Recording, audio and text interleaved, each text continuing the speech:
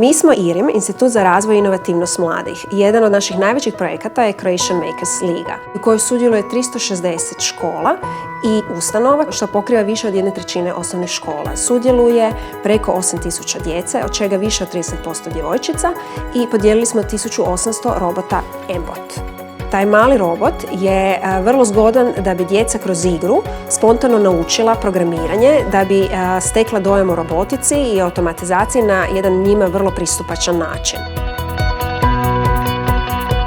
Umjesto 19-stoljetnog pristupa školstvu, a to znači štrebanje informacija u atmosferi podređenosti autoritetu, mi trebamo kod djece razvijati vještine, prvenstveno vještine učenja i sve ostale aktivnosti koje razvijaju otvoren duh i čvrst karakter. Sve ono što je potrebno toj djeci da bi bila ravnopravni sudionici društva i gospodarstva 21. stoljeća.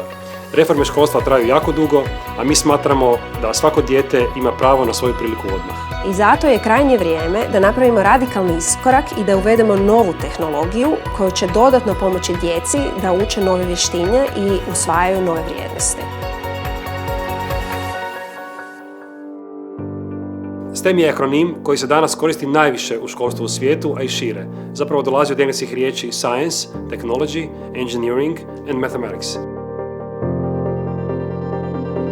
Mikrobit je uzbudljiva nova tehnologija koju su zajedno razvili BBC, Microsoft i mnogi drugi partneri i koja omogućava djeci brz i jednostavan ulazak u svijet modernih tehnologija. Mikrobit je kompletno malo računalo koje na sebi ima senzore, dakle kao nekakve ulaze, izlaz pomoću 5x5 displeja, 2 gumbića pomoću kojega se ostvaruju dodatne funkcije. Dakle, on je posve skalabilan od onih koji su totalni početnici, jednostavno izvuku blokiće i na taj način mu daju neke naredbe, a oni koji su već vični programiranju mogu koristiti daleko naprednije funkcije.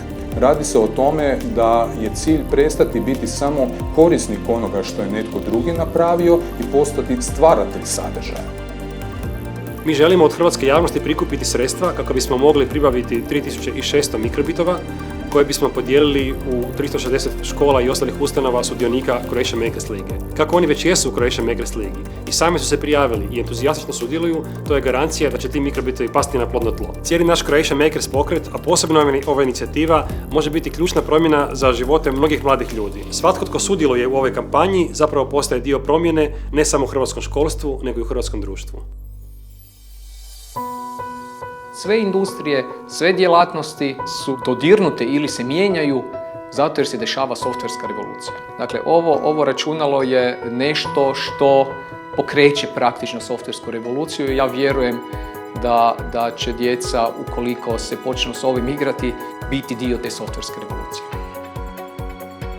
Ja vjerujem da će se vrlo brzo vidjeti već za 5 do 10 godina koliko je ovaj projekt vizionarski, gdje se daje mogućnost da se i igraju, ali i kroz tu igru rješavaju probleme.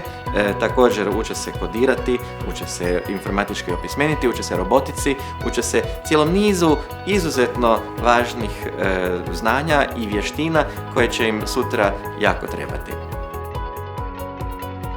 Kroz ovakvu inicijativu mislim da možemo potaknuti mlade ljude da pokrenu svoje vlastite inicijative i poduzeća kasnije, kakvih već imamo. Ja mislim da je to bitno posaditi te sadnice danas i kroz sljedećih 10 godina će se to sigurno biti puno plodova.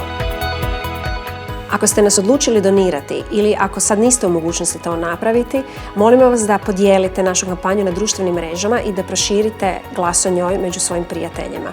Ovom akcijom zajedno možemo cijelu Hrvatsku, a osobito našu djecu, uvesti u suvremenost.